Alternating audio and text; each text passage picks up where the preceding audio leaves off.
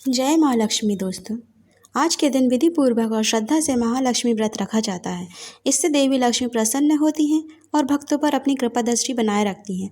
पूजा अर्चना के साथ ही इस दिन महालक्ष्मी व्रत कथा भी पाठ करना चाहिए। तो आइए सुनते हैं और सुनाते हैं महालक्ष्मी व्रत कथा।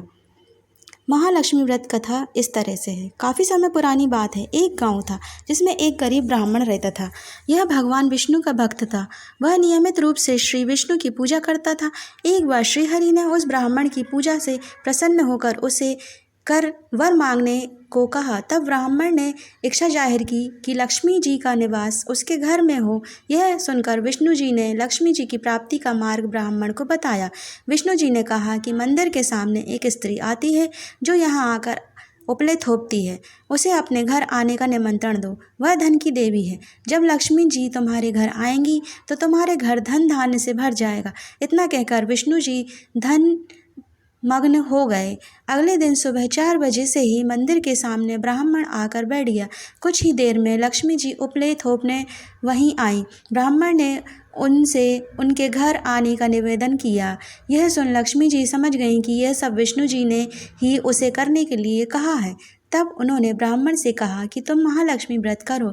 यह व्रत 16 दिनों तक व्रत करने और 16वें दिन रात को चंद्रमा को अर्घ्य देने के बाद ही तुम्हारा मनोरथ पूरा होगा। इसके बाद लक्ष्मी जी की पूजा कर ब्राह्मण ने देवी का उत्तर दिशा की ओर मुँह करके पुकारा। उसकी तपस्या से प्रसन्न होकर माँ ने अपना वचन पूरा किया। तब से ही यह व्रत पूरी श्रद्धा से किया जाता है। ऐसा करने से व्यक्ति को माँ का आशीर्वाद प्राप्त होता है। आइए भक्तों, अब हम सुनते हैं महालक्ष्मी व्रत कथा, वो भी दूसरी।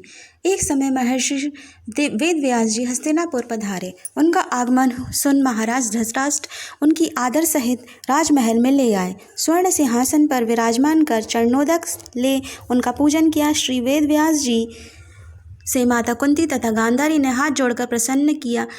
हे महामुने, आप त्रिकालदर्शी हैं, अतः आपसे हमारी प्रार्थना है कि आप हमको कोई ऐसा सरल व्रत तथा पूजन बताएं जिससे हमारा राज्य लक्ष्मी, सुख संपत्ति, पुत्र पौत्रादि व परिवार सुखी रहे। इतना सुन श्री वेद व्यास जी कहने लगे, हम एक ऐसे व्रत का पूजन व वर्णन कहते हैं जिससे सदा लक्ष्मी जी का निवास होकर सुख समृद्धि की वृद्धि होती है। यह श्री महालक्ष्मी का व्रत है जिसे प्रतिवर्ष अश्विन कृष्ण अष्टमी को विधिवत किया जाता है। हे महामुने, इस व्रत की विधि हमें विस्तार पूर्वक बताने की कृपा करें। तब व्यास जी बोले, हे देवी, यह व्रत भाद्रपद शुक्ल अष्टमी से प्रारंभ किया जाता है।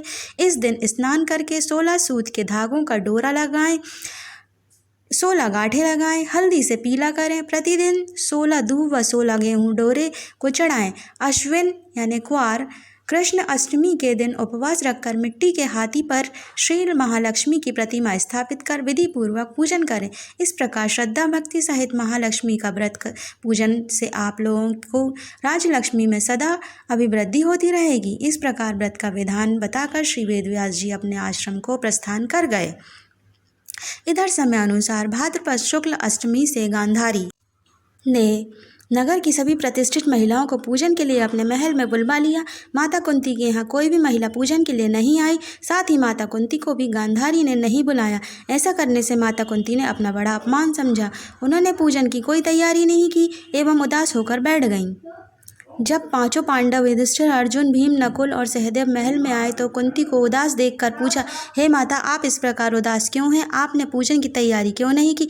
तब माता कुंती ने कहा, हे पुत्र, आज महालक्ष्मी के व्रत का उत्सव गांधारी के महल में मनाया जा रहा है। उन्होंने नगर की समस्त महिलाओं को बुला लिया है और उसके 100 पुत्रों ने मिट्टी का एक विशाल हाथी बनाया, जिस कारण सभी महिलाएं उस बड़े हाथी का पूजन करने के लिए गांधारी के यहाँ चली गईं, लेकिन मेरे यहाँ नहीं आईं। यह सुन अर्जुन ने कहा, हे माता, आप पूजन की तैयारी करें और नगर में बुलावा लगवा दें कि हमारे यहाँ स्वर्ग से ऐरावत हाथी की पूजन होगी। इधर माता कुंती ने नगर में ढिंढोरा पिटवा दिया और पूजा की विशाल तैयारी होने लगी। उधर अर्जुन ने बाण के द्वार स्वर्ग से ऐरावत हाथी को बुला लिया। इधर सारे नगर में शोर मच गया कि कुंती के महल में स्वर्ग से इंद्र का ऐरावत हाथी पृथ्वी पर उतार कर पूजा जाएगा। समाचार को सुनकर नगर के सभी नर नारी, बालक एवं वृद्धों की भीड़ एकत्र होने लगी। उधर गांधारी के महल में हलचल मच गई। वहां एकत्र हुई सभी महिलाएं अपनी अपनी थालियां लेकर कुंती के महल की ओर जाने लगी। देखते ही देखते कुंती का सारा महल ठस भर गया। माता कुंती ने ऐरावत को खड़ा करने हेतु अनेक रंगों के चौक पुरवा कर नवीन रेशमी वस्त्र बिछवा दिए।